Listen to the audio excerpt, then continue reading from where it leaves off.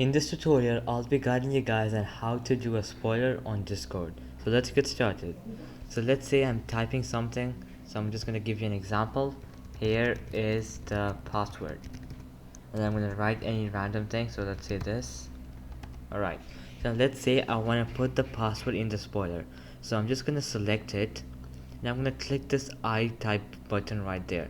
So once I click it, it's going to surround it with two lines on both sides, and once I enter this, as you guys can see, I can't see it. To see it, I'll have to click on it and then I can see it. Another way you can do is, so I'm just going to type it again. Here is the password. So then you can add these two lines and then type in your spoiler. So write the same thing and then close this with the two lines. There you go. Just gonna enter, and there you go. Now it's the spoiler. So alright guys, that'll be it for the video. I hope it helped you out, and I'll be seeing you next time. Peace out.